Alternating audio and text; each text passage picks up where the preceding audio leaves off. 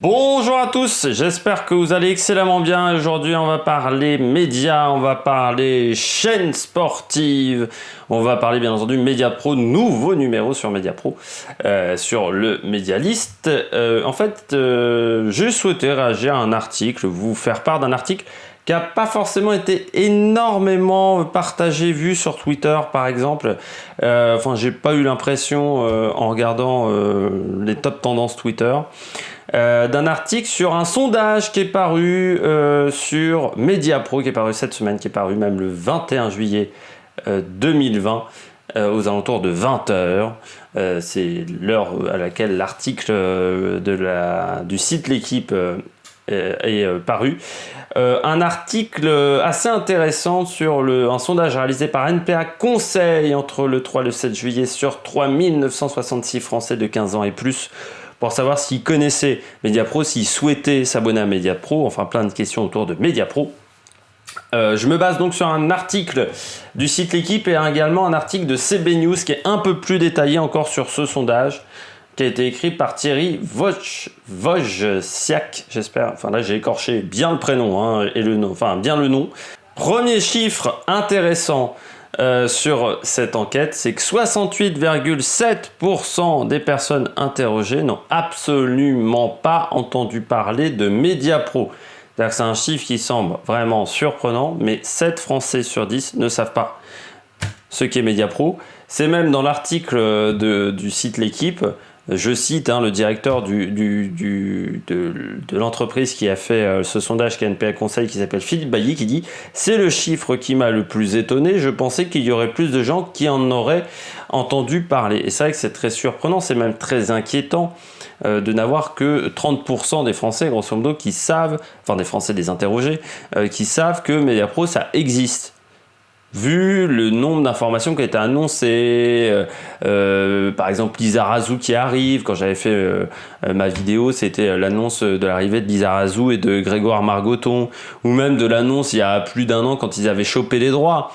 C'est super étonnant qu'il y ait qu'il y a autant de personnes qui ne connaissent pas cette information. Alors tu pourrais te dire, il y a beaucoup de Français qui n'apprécient pas le sport. Pour moi, il n'y en a quand même pas 7 sur 10 qui n'y connaissent rien en football.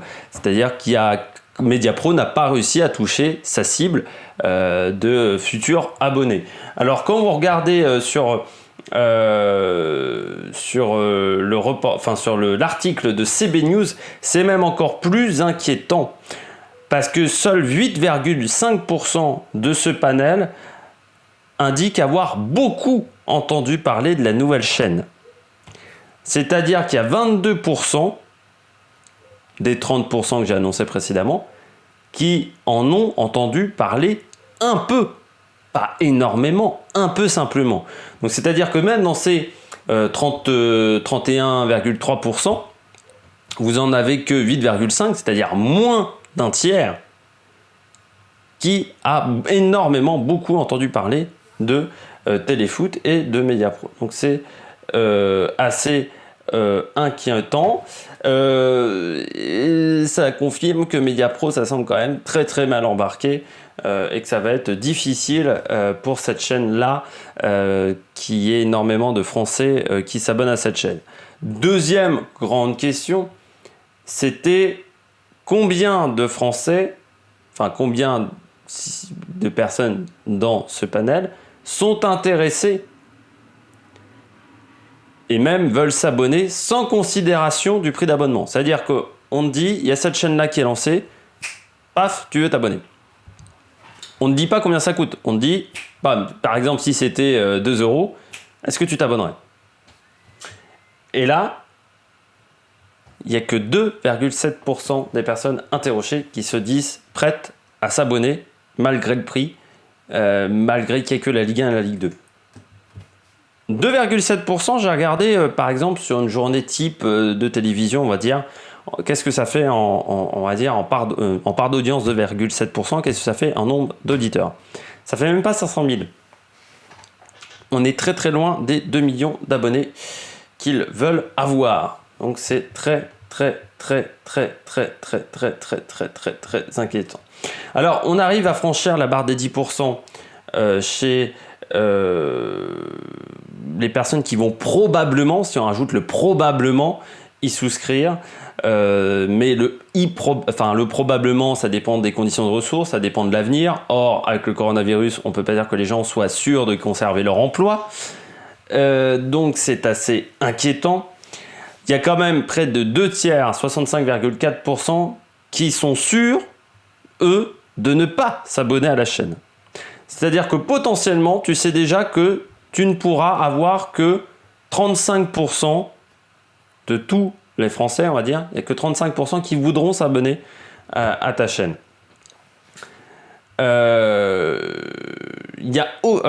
L'enquête confirme que même chez les abonnés SFR Sport, même chez les abonnés beIN, on ne franchit pas le 50% si on réunit certains et probables.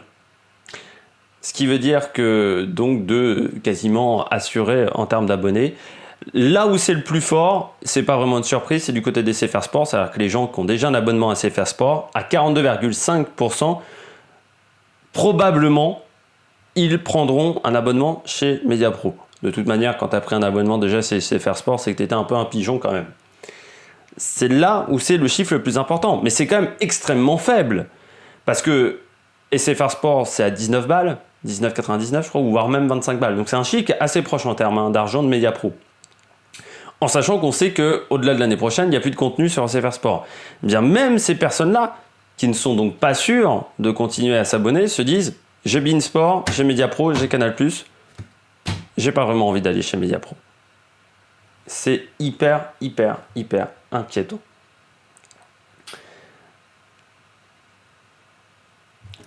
Est-ce que... Une autre question dans cette enquête. Dans la question avec l'abonnement. Est-ce qu'on est certain ou probable de s'abonner? On s'aperçoit qu'il y a 560% de clients SFR qui ont envie potentiellement de s'abonner. C'est ce qu'on appelle... On s'aperçoit également que ce sont ceux qui sont les plus fans de football. Chez Orange, c'est 24%. Chez Bouygues Télécom, ce qui est intéressant, c'est... chez Orange, c'est 24% de plus que chez Bouygues Télécom.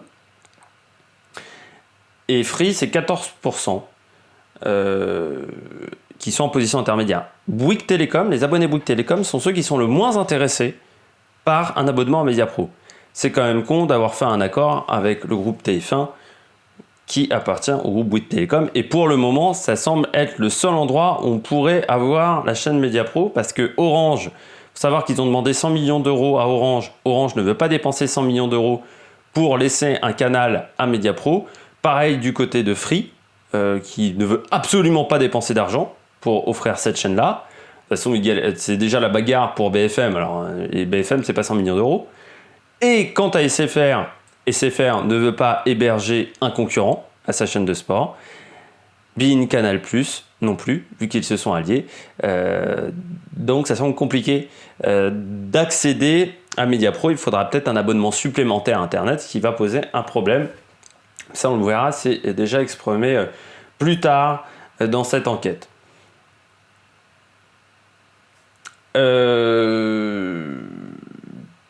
Autre question importante, il faut savoir, je lis les articles, je les ai déjà lus, mais c'est un peu le bordel, hein, c'est pas la meilleure vidéo de la chaîne. Est-ce que le prix de 25% est un problème? C'est dans l'article CB News. Est-ce que le prix de 25% rebuterait? Et là, on s'aperçoit qu'il y a seuls 2% des Français donc, qui souhaitent ajouter l'abonnement téléfoot à ceux qu'ils ont déjà actuellement.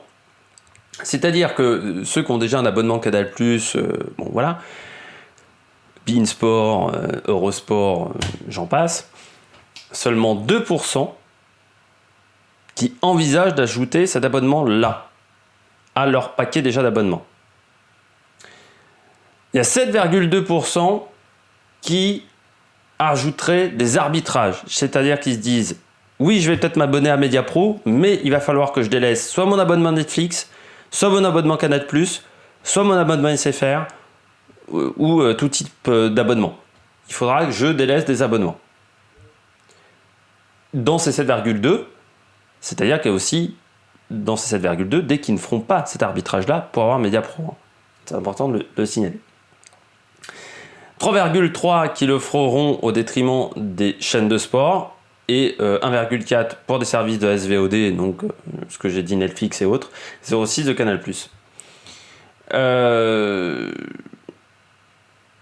On s'aperçoit que ce sont les abonnés beIN Sport et RMC Sport qui sont les plus résolus, ceux qui souhaitent le plus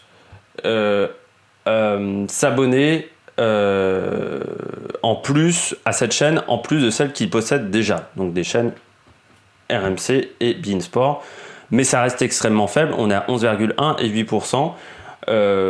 Ils sont aussi plus nombreux à renoncer à leur abonnement actuel pour aller chez Téléfoot. 17,4 dans le cas des abonnés beIN, 26,3 dans le cas des abonnés RMC, ce qui semble là en fait encore tout à fait logique vu qu'à RMC Sport on a peu de football et peu de compétition actuellement sur cette chaîne. Mais on s'aperçoit donc que c'est pas top du côté de Mediapro qui charge, je rappelle, avoir 3,5 millions d'abonnés.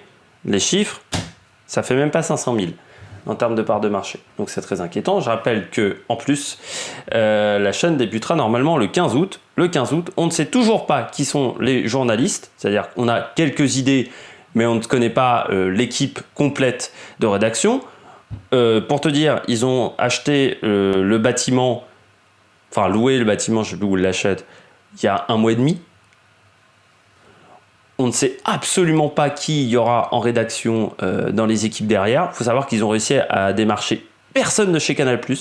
C'est-à-dire qu'on aurait pu s'attendre à ce que des gens de Canal+ se disent « Ouais, bon, on perd la Ligue 1, tu vois, des seconds couteaux de Canal+. » Ils n'ont pas réussi à attirer les Habib Beye, les Pierre Ménez et autres, mais ni les seconds couteaux de Canal+. C'est-à-dire même Franck Sauzet, ils n'ont pas réussi à l'avoir. C'est quand même formidable. Sur la chaîne L'équipe, ils n'ont que Pierre Niguet, c'est-à-dire ils n'ont pas réussi à attirer Karine Galli, ni... Candice Roland, ni Yoann Rioux, ni Gilles Favard par exemple. Personne n'a voulu aller sur cette chaîne-là, ni Olivier Ménard, ni Estelle Denis. Vous avez que Pierre Niguet. Du côté des gens de Canal+, il n'y a que Marina Lorenzo. Ce qui est exceptionnel d'avoir Marina Lorenzo, vraiment ça te change la vie. Je suis bien content qu'elle ne participe plus à MotoGP.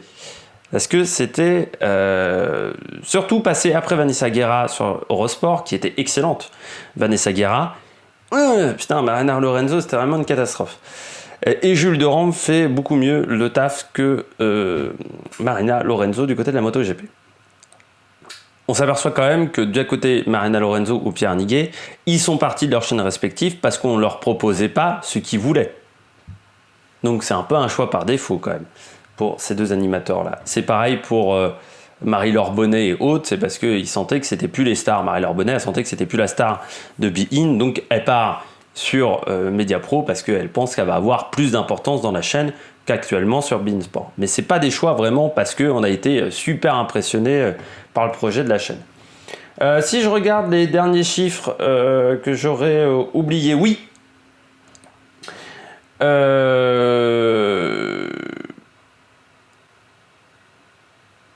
Il y avait aussi des inquiétudes pour le moment avec des distributions. Le fait d'avoir une distribution par eux-mêmes, c'est-à-dire d'être disponible que sur Internet pour Mediapro, serait considéré comme un véritable frein à la réussite commerciale du projet. C'est indiqué dans la fin de l'article, et donc c'est indiqué dans ce sondage. Ça montre bien qu'aujourd'hui, s'ils n'arrivent pas à conclure, si Mediapro n'arrive pas à conclure d'accord avec Orange, avec Bouygues Télécom, avec SFR, avec Free, avec Darty, je sais pas, et j'en passe, ça sera impossible pour eux de performer. J'espère que vous avez aimé cette vidéo, même si c'était un peu le bordel sur ce sondage. Vous pourrez retrouver ce sondage, donc que ça soit dans plein de médias, il y a l'équipe, donc CB News, je vous le conseille parce que c'est là où les chiffres sont les plus détaillés. Mais vous le trouvez partout, cet article. Donc il n'y a vraiment aucun problème de ce côté-là. Moi, je vais pas m'abonner à Mediapro. Je vais pas perdre 25 balles à Mediapro. Peut-être que je regarderai en streaming illégal pour voir ce que ça donne, mais je suis même pas sûr parce que je pense que ça va être un four monumental. N'hésitez pas à vous abonner à la chaîne, n'hésitez pas à réagir dans les commentaires. Et puis nous, on se retrouve pour de nouvelles aventures sur l'Amérique Production. Ciao, ciao!